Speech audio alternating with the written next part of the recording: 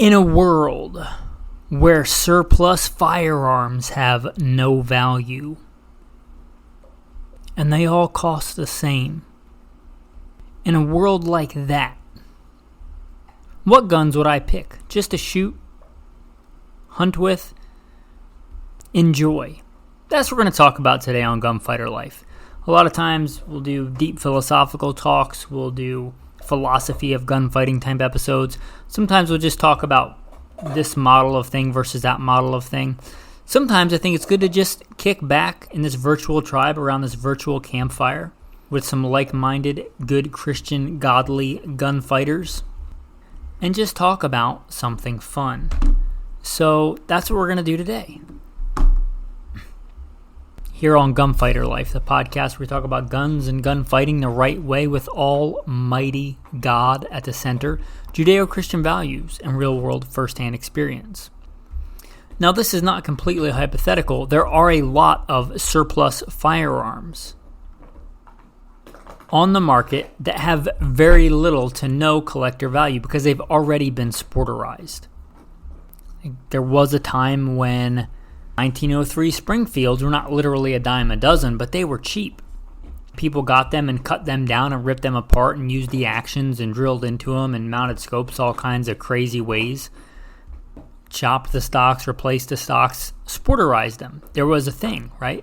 After World War I, after World War II, there was a lot of surplus military firearms. After the Cold War, there's a lot of surplus military firearms. A lot of them have already been sporterized. So this is not a completely hypothetical episode, but just of surplus stuff. I'm not a firearms collector. I mean, I have a collection of firearms, but I consider them useful tools. Of the surplus guns that I'm aware of that are on the market, if I could find one at a really good price that had no collector value, right? Because I don't want to get a pristine, World War I Luger and drill it and tap it and try to mount a red dot on it. Right? I don't want to do that. But if there was a gun that was already sporterized or theoretically had no or virtually no collector value, what would be some really cool surplus guns just to have? So hopefully you like talking about guns, you like hearing about guns. So kick back around this virtual and let's get into it.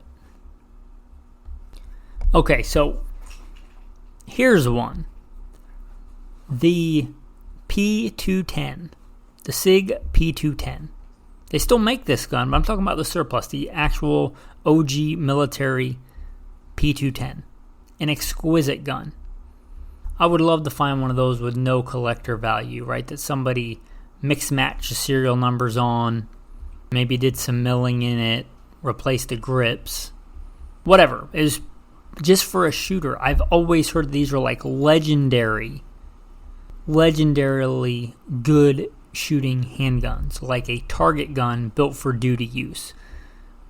I would like to get one and run it and shoot it and actually see, does it hold up? Does it hold up to modern offerings? How good is that gun really? Is it a lot of hype? Is it good compared to other guns at the time? Or is it really good even for today? Does it hold up to what I would consider a really good, super accurate, rugged gun of today, like a Beretta 92? How does it stack up? I'd really like that SIG P210, and if it had no collector value, I wouldn't mind trying to figure out a way to keep the iron sights, co-witness them, and mount an optic on there. That would be really cool. Here's another one. It'd be really cool to have one of the U.S. military 45 ACP revolvers. If you're not familiar, when we were gearing up for war, we couldn't make enough 1911s in time. We needed a lot of them. So we supplemented our handgun quota with two different models, I believe Colt and Winchester, both made 45 ACP revolvers. One requires moon clips, one can use moon clips, and one you can just load the cartridges straight into the chamber. You don't need moon clips. Whichever one that is, that's the one that I want. I got nothing against moon clips, but I would like to not need them if I don't have to. And I think one of those has a stepped chamber Whatever one that is, I would like to have a 45 ACP revolver. I think it'd be super cool. I think the Webleys are super cool. I knew a guy that competed in those with one of those that was converted to 45 ACP. But you have to download. They're not rated for like modern hot 45 ACP. Those Webley top brakes, those are really cool too. I've seen those, and I saw a guy literally shoot competition with those. That was a cool gun. However, I would rather have one of the American, the one that you can shoot without moon clips, 45 ACP revolver. And you might say, why not the 1911? And I like the 1911. But let's be real, there's a ton of companies making 1911s. And this may anger some purists, but better 1911s from a practical use standpoint than the original GI 1911. Especially one that's pushing 100 years old or more. But not a lot of companies are making really big, heavy, built-like tank 45 ACP revolvers that can shoot without a moon clip. That's pretty cool. That would just be a pretty cool, fun take to the range and shoot 45. Because, you know, what American doesn't like just going to the range and shooting 45? Now, the next one I thought of, a lot of the 1903 Springfields were sporterized. A lot of those really have little to no collector value. It would be cool to get one of those just for the receiver, because the receiver is basically a pre-64 Winchester. All the things I like about the pre-64 Winchester, basically, those are on the 1903 Springfield. You got to be careful because some of the earlier ones, the metallurgy is not great. But as long as it was a good serial number, made with good quality, one of the later ones, be a great action. But that's kind of easy. A lot of people do that. I started thinking, what about the Enfield? That's a little bit more unique. And then the problem with the Enfields is they're kind of big and clunky. A lot of those are sporterized, but they did make the Jungle Carbine. Those are just really cool, they look like a mix between antique and sci-fi. That'd be a really cool gun if I could find one that somebody destroyed or had a matching serial number. Because here's the thing, a lot of those parts were made and put together and stamped with the serial number, but as long as it's still a shooter, I don't really care if the serial numbers match. Again, I'm not a collector. In fact, I would rather have a mixed match gun that shot better than an all-matching gun that didn't shoot as good. I found a mixed match serial number Jungle Carbine, or one that had like the proof marks or whatever ground off of it, or whatever the case is to destroy the collector value. One that somebody had drilled and tapped for a scope. That'd be really cool. That'd be a light, handy carbine. Granted, it's 303 British, which is a rimmed cartridge and not super common, but they're not hen's teeth either. It'd be really cool to hunt with a Jungle Carbine. They're a good action. They're a smooth action. Cock on close. They're renowned for their speed. If it wasn't already drilled and tapped, to get it drilled and tapped and put an LPVO on a Jungle Carbine. Maybe see if I could get a Boyd's stock or a lightweight polymer stock for that gun. Or heck, if I'm just imagining here, I could take a bunch of old blue jeans from Goodwill and make some of my own homemade micarta and make a micarta stock for an old Jungle Carbine and put an LPVO on it. Maybe a scout rail if I could figure that out. If I had access to the machine tools and stuff like that. A micarta stocked LPVO or scout scope Jungle Carbine. Enfield. Maybe if I'm doing the micarta thing, why not Cerakote it, right? Cerakote that thing in OD green. I think that would match pretty well. That would be a cool little rifle. Be a cool little... Just take it out and hunt with it just to see how it does. And I started thinking there might be a better option. If you don't know, the Canadians had a pretty cool rifle, the Ross rifle. It has some teething issues, but from the little bit that I've heard, they worked those out and then they abandoned it. But the later models of that, like the very late models of the Ross rifle, is a really good rifle. If you don't know, it's a straight pull. It was kind of renowned, as I understand it, again with the limited knowledge I have. It's a fairly obscure gun, but that Ross rifle was known for being a really accurate rifle. Now they are pretty heavy, but if I could find one with, let's say, a mixed match bolt and already had a crack stock or something, I could get a lightweight stock made and I could chop it down to, let's say, I'd have to look at ballistics and see what the minimum I could cut it down on and not really hurt the ballistics, let's say 18 inches. If I could take it down to 18 inches and put a not super loud, obnoxious flash hider on it, something like an AR-10 bird cage or something. That Ross rifle, straight pull. If I could lighten it down and get it as light as that jungle carbine and have a straight pull, keep the good iron sights. I'd have to figure out a way to mount the front sight back after I cut it off. But yeah, those Ross rifles, that's a cool rifle. That'd be a cool thing to do, assuming you could find one with no collector value. That would be a really cool surplus gun. And if we're kind of talking about, in my mind, the cream of the crop, military surplus, that would be a fantastic hunting rifle. And in fact, I think they're kind of known for being a fantastic hunting rifle. I may be pronouncing this wrong, but the Mannlicher Schönhauer, they're just really cool rifles. In service 1903 to 1949. And I think since Greece was not known for its like combat effectiveness in World War I, World War II, I think we mistakenly think that maybe their rifles weren't so good. But that has nothing to do with it. They're a fine rifle. I think made by Steyr and Breda, if you're familiar with those names. They are still known for making premium quality weapons. Light, handy. It's in a 6.5 millimeter cartridge, a 6.5 by 54, which I think would be a fantastic hunting cartridge. And it's got a really cool rotary magazine, which I don't know if it was the first rotary magazine, but it's the first mainstream one that I'm aware of. And you may recognize a rotary magazine today in the 1022 or the Ruger Deerfield carbine, but it's just a really cool rifle, that 1903 Greek service rifle.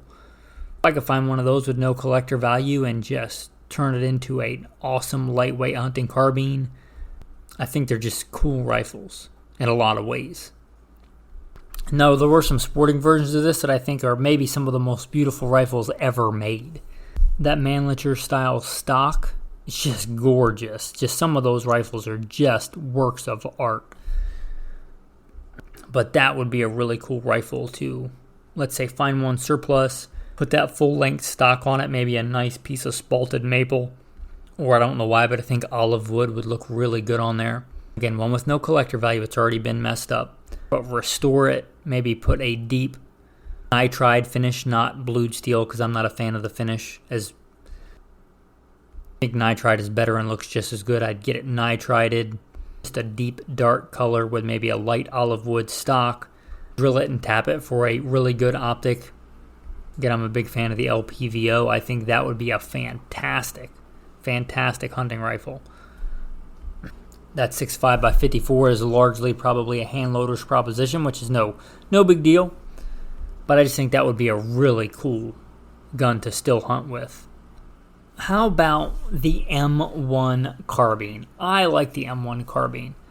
I mentioned before I worked some more specialized assignments in law enforcement. I had access to an armory. And surprisingly, there was a lot of older guns in that armory. I don't know that they ever went through and got rid of them. We had literal Thompson submachine guns, Tommy guns, still in the inventory that I could take out and shoot. We also had M1 carbines, like the wire stock ones, the regular ones. I like that carbine.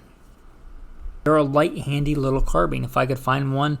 The problem with these is there was a time when they were fairly affordable and cheap, and a lot of people did buy them for that reason, but they're not cheap anymore. If I could find one, again, mix-match serial numbers, that was a good shooter, that don't freak out, that had no collector value.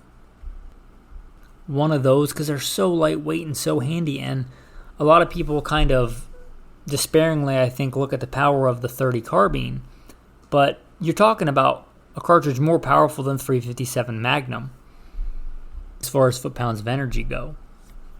And a light, handy, decent capacity carbine. Effective out to 300 yards. Yeah, there's a lot going for that M1 carbine. It was a good gun. Take one, get it set up for a red dot sight, a good modern red dot sight. Find some good reliable magazines, because I think that's the weak point of that. But I got to imagine now somebody makes new magazines for an M1 carbine. I hope. run it with some good soft point ammunition, because I know they make that because we had some in way back in the day even. Some good commercial soft expanding ammo for those. That would be a really cool gun. For a truck gun, for just taking out and having fun, for going out to hunt coyotes, eradicate some feral pigs, some feral hogs. That'd be a cool gun for that. They're just a lot of fun, just to be honest. They're just a lot of fun to shoot. It's a shame they've become so expensive, but they're a good gun. And a lot of them are really collectible. I mean, that's a gun we fought with. That's a gun that was in, heavily in World War II, so I can see why it's collectible. But if I could find one that wasn't, they're a cool carbine. Now, I think I saved the best for last. This is a cool gun. This gun, I don't know how it's a surplus gun, but it is. And they demand a pretty penny. The M30 Luftwaffe drilling triple gun. I'm going to read from Wikipedia. Was a survival weapon issued to Luftwaffe pilots during World War II. It was used by airmen operating in North Africa. The M30 was intended to be used for hunting and self-defense against natural predators. An African hunting gun. Now, these are highly collectible, but if I could find one that somebody at some point, for some reason, had stripped the stock down on and had painted it with Krylon. I know it makes you want to cry, but if somebody had taken and filed all the proof marks off and all the things that make it collectible, and had taken and Cerakoted it, and it had very little it had no collector value, no collectors wanted it, I could get one for the price of a Glock, that would be a really cool gun. It's a finely made drilling. If you don't know, double guns or drillings are just renowned African hunting rifles. It says produced by Sauer, if I wonder if that's the same Sauer as Sig Sauer. Cartridge 9.3 by 74R. Now the 9.3 is today more common in the rimless version. This is a rimmed version because it's meant to go on a double gun, but just a potent. That 9.3 is a good, dangerous, and big game round. What would I do with this? I'd do what it was meant for. I'd hunt with it. I'd go out and do some survivaling hunting with it. I'm here in Alaska right now. You know how awesome it would be to take that German World War II drillings and go slay some big megafauna with it? That would be awesome. It's made as a hunting gun. They're exquisite guns, assuming it still worked and all the springs and everything were still good. And this is reading from Wikipedia. For maximum versatility, the M30 Luftwaffe drilling features two side-by-side 12-gauge shotgun barrels on top of a 9.3 by 74R rifle barrel below. The left-hand barrel was left unchoked for shooting slugs, and the right barrel was choked for shooting birdshot. Looking in the history section, it says, it was the most finely finished and luxurious survival rifle ever issued by a military force. If you're going to dream, right, dream big. I'd hunt with that sucker. That's what I'd do with it. Go out and into the bush and do some survivaling and hunting like that thing was meant to do. I wonder if anybody ever actually used it as a survival rifle. I certainly would like to. What would I hunt with it? Whatever I wanted that was legal. Moose, bear, caribou, buffalo if I had a tag. That would be awesome. Anyway, just a fun chat. Now I'd love to hear what you have to say there. Audience, what's on your list for surplus guns? Not collector value, just that you would like to have and take out and shoot and have fun with, maybe hunt with, maybe just go to the range with. No collector value, you couldn't resell it. Just, if that wasn't the case, what would you like to have? What do you have an admiration for as far as a really well-made or really fun gun or practical hunting gun in the surplus world? I'd like to hear it. You can go to the Patreon page. The Patreon page is mostly for patrons, but there is some content on there that everybody can see. If you scroll down quite a ways, you'll see a big red questions post. And anybody can reply to that. I do believe it's to the public. If you want to go in there and write what your surplus gun that you would like, let me know. Or if you would like to ask me a question, that's still open for asking questions to be answered on a show if I think it's a good one, it's appropriate. So again, go to Patreon. You don't have to sign up. You can interact and post on there without being a patron. The insider content, like the patron-only episodes, those are for patrons. If you want to sign up, it's $1. It's $1. You can give more, but if you want to give $1, get those like insider-only shows, you can do that. There should be a Patreon link in the show notes. But I'd like to hear from you if you would like to interact. Now, I don't reckon there are many or any listeners out there out hunting white rhino in Africa with a M30 surplus survival rifle drilling. But it's just a fun episode, and I hope you enjoyed it. Hopefully you stick around for what I would consider more important, substantial episodes, but it's good to just have fun every now and then. It's storming here in Alaska. There was a flood warning earlier, so I'm been spending a big chunk of the day inside, and I thought it'd be good just to record another episode. Hopefully you enjoyed it. I appreciate you guys for listening. With that, the tactical tip and then the tactical verse of the day. Talking about surplus guns. One of the ones that's really underappreciated right now is the Sig Sauer 226. I've seen these for really, really like crazy good prices on the surplus market. I've seen them for really good prices, and I don't want to give it because I don't know if you're going to listen to this and with inflation the way that it is, but like crazy undervalued. So if you're looking for a good gun right now to get and shoot, that's a good high quality surplus gun. The SIG 226 and 229, I've seen both of those. Those are legendary combat handguns. We often think of surplus as military surplus, but there is law enforcement surplus, and a lot of agencies, I think mostly because it's cheaper, have moved away from the hammer-fired guns to the striker-fired guns. But those 226 and 229s are legendary. My premier carry gun is a Sig Sauer Legion single action only 226 cut for an RMR. That thing's a rock star. It's a great gun. I'm very blessed to have it. You can get really good deals on 226s and 229s. So I don't often mention like a product for a tactical tip, but if you've ever wanted one of those, now might be the time.